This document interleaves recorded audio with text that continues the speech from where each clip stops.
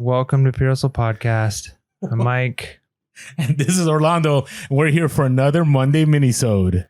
Yeah, I guess. Fine. What is it, Napoleon Dynamite? No, yeah, I don't know. I'm doing like a silly intro. Like it sounded way cheesier than I had thought in my head. But it's okay. It got people's attention. Yeah, that's right. So the point is negativity.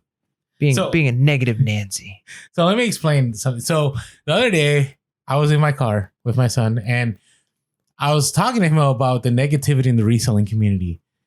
And there's one place, and again, we don't work for eBay. I know there was a whole eBay investigation that happened because they were like, they went after this group. Do you remember that? Yeah. Well, is this like they sent like the horse head and the bed? That was Godfather. No, this was the pig masks, right? Something like that. Okay.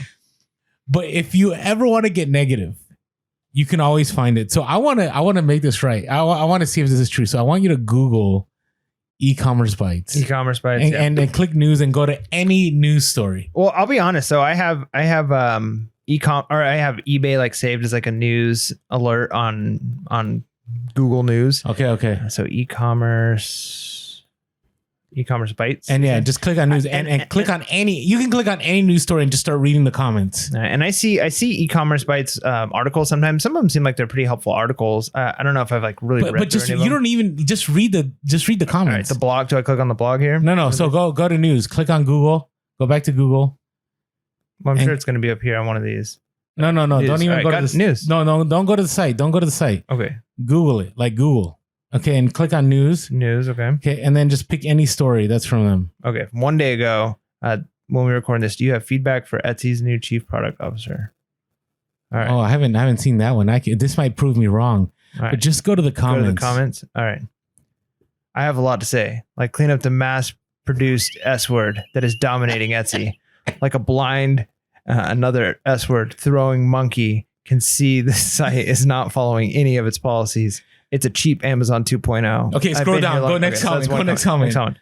There's probably more of Etsy's legal department, but they really need to enforce Etsy's house rules. I've played for them for 16 years, and I'm very PO'd at the Okay, yeah, pretty bad. Go to the next one. Yes, we should have been grandfathered in, immune to all the kindergarten rules they've installed. All right, go back and go to another news story. So another news story. Just a random news story. Try to find a positive one.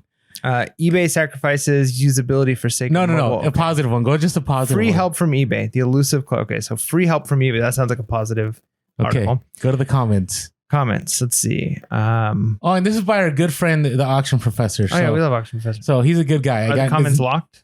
Oh, there's no comments on that one. Okay, go to one that's not auction professor. There's no comments on that one. Maybe because his is actually a good eBay story. becomes USPS compliant. Okay, there we go. Good one. All right, here we got comments. Here we go. Both the seller and the eBay rep are factually incorrect in their statements. USPS does not explicitly exclude magazines from being shipped via media mail. It is true that you cannot ship anything because that one seems a little negative. USPS, here's another one. USPS specifies their periodicals are ineligible for media mail, so any publication that states it is mailed. So this look at the next comment. Good. Eliminated entirely. I'm tired of subsidizing media mailers. Pay up like the rest of us. Okay, all right. I'll read one more story. And then we got a point here we're trying to make, okay? All right. So let's go to I'm going to go down. This is a positive one. eBay acquires tools to help determine auto parts compatibility. Mm-hmm. It's a good story, right? I mean, there should be some like positive, like this is good. eBay's doing this. This should really help us out. And then I go to the comments. Oh, and this one. Oh, little surprise. No comments on this one. Ooh, maybe I'm wrong. Maybe my thesis is wrong. Okay, we'll go to our sellers getting the support. We already read that one. That's an old one. Let's do one more. So while he's pulling it up and looking for comments, kind of the thing we're noticing though is this isn't exclusive to eBay or e-commerce bites, but it does seem to be very prevalent there. But resellers in general tend to complain a lot, and I think anybody does in different fields. But there's a lot of complaining that can happen in the reselling world, and one of the problems with that is actually one of the things I think that hurts your business more than anything else. Yes, correct. All right, so this is about what's going on with eBay's loyalty program. Comments. How ironic. The letter sent to the proud seller about his membership in the loyalty program was signed by Mark Flood, director of sneakers at eBay, whose LinkedIn profile shows he's no longer employed at eBay. So eBay couldn't even hold on to the guy who sent the letter because he left the company. Yeah, all bold. He left the company. Yeah. Anyways, okay. eBay's loyalty program went to the same place as eBay's credibility, down the drain. Yeah. So here's the thing. My son and I were just dying. Like, we did this for half an hour and we were playing back and forth and we're like, come on, man. Like, let's find a positive one. And we find a positive one and we start reading the comments. We're like, what is going on? Like, what is going on? And the reason we bring this up is because negative reselling talk can really stop you from growing. Yeah, because the reality is there are times when you're looking for help. Hey, something's going wrong. Am I in the right in this? Can I get help? And there's times where there's even beneficial to rant and rave a little bit. Like, hey, I got to get this off my chest. Had this customer, and you get a little bit of rant going in there. But then there's the getting so upset and frustrated with a platform, or to kind of point the finger. And what I notice that a lot of times this tends to look like, not that everybody does this in every area of their life, but what it can kind of become is almost like that victim. I'm a victim right now. I'm a victim in this situation. Everything else is against me. I'm fine. I'm good. Everything else is bad and it's trying to destroy me. And the problem with that is victim mentality really doesn't get you anywhere. There are times when you are legitimately victimized. You are legitimately have been wronged and a system is messed up. But the reality is, only by moving forward and trying to overcome those things are you going to be successful and be able to look back and actually have the story that people look to and say, that's heroic, or that's noble, or that's a worthy thing to do. And so a lot of times it can come in small little ways. It can creep into your reselling. You can think like, man, my sales are really slow right now. No, this must be eBay. It must be the fact, like, eBay must be, messing with me right now because I, had a return. eBay's out to get me. eBay's out to get me, or maybe their platform is bad, or maybe, they're just trying to help out people who are paying more on, for their promoted listings or pay-per-click. So you can easily point the finger. But the other thing you can do is you could say, okay, are there things at all that I can fix?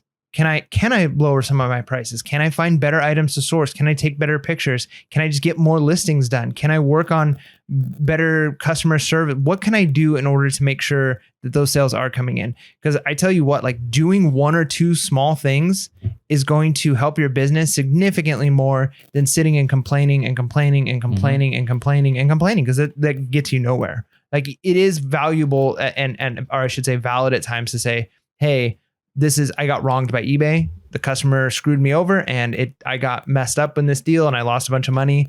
But once it's done, you can just keep harping on it.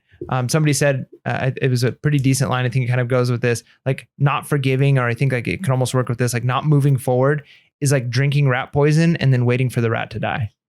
Like you're literally hurting yourself and then hoping that it's going to make a difference when you could just go take action. It's there's this, like, if you go into those comments, man, it gets really bad. I mean, you can go down the rabbit hole. If you wanted to find negative reselling comment, you can even go to the eBay forums. Like, eBay has their seller community page, and you go on there. I don't even know why. If I was eBay, I'd been like, I would just shut it off. And maybe because people need an outlet or something. I mean, we have our own rants and raves in the Discord too. Yeah, it's a valuable thing to do occasionally. Okay, there you go. To vent, you need to do it. But I hear a lot of buyers out to scam you, and I gotta say, it's maybe not even 1%. Like, I've been scammed in my 10 years of reselling, maybe twice. I would say one for sure, I can tell you, but maybe twice. And not saying that people haven't had multiple times that they've been scammed, but it's very rare. Usually when eBay is slow for me, it's either one, people just don't want the stuff that I'm selling, or I just haven't been listening. Like, it's better to do something that you can control, right? You can't control the market, but you can definitely control what you source. You can control how you list, right? And then there's this whole, there's too much competition. There's so many people thrifting. There's nothing available. Honestly, I can source for 24 hours straight. If I had an endless supply of money and endless time, I could source and I could source and I could source. I could source. Right. But that lack of having an abundant mindset can definitely stop you from growing. Right. You might have a bad day. You might go to garage sales and not find anything. You might go to a thrift store and not find anything. You might have this dry spell, but that's not because there isn't anything out there. It's just you haven't found where to source. Yeah, and the cream always rises. If you're willing to work hard, you're willing to outwork the other people are going to fall off. In fact, they're probably counting on you if you're sitting there complaining consistently about there being too many other resellers, or things aren't like they used to be in the reselling days. It used to be the golden age of reselling. Things were so easy and things would flip really fast. If that's where you're living, then you aren't competition to those people who you consider competition, because they're out and they're sourcing and they're getting it done and they're adjusting with the times. They're not sitting there and wallowing in it. And so if you're willing to go out there and work and get it done, you're going to win. Like determination and dedication and discipline. If you're disciplined in the work, yeah, you might have bad days here and there, but even just the laws of economics, it's going to balance out. If there actually is too much competition for too long, that competition is going to die off because they can't sustain it. So if you stick around, eventually the competition will fall away and you're still going. Mm-hmm, mm-hmm. So the whole goal of this minisode is to encourage you to don't focus on the negative, but instead focus on the things that you can control. Be positive about it. Know that, hey, reselling's been around since the beginning of mankind, pretty much. Okay. Everybody's adapted. Everybody has figured it out, right? As far as like, not everybody who's been successful, right? The people that haven't figured it out, or the people that haven't adapted, well, they're no longer resellers, right? But you yourself, you can find ways to make it happen. It's definitely doable. But one way to definitely guarantee your stop in your business, and to definitely guarantee that you're not going to grow, is to just linger in the negative comments and the negative forums and just let it take you over. And next, you'll be one of those people. And I'm sure there's some people watching this right now that may have been one of those people. And again, I have no apologies. Like I've been doing this for a long time, and I can tell you, yes, I've had my moments. I can't stand eBay. And I've had my moments where, like, when will eBay eventually listen to sellers? But you know what? Ultimately, I have my business to run. I have my products to source. I have my products to sell, and I need to take care of my loved ones. And so I got to stay positive and keep focused. And with that being said, make sure to be real, be relevant, and be reselling leads. Peace.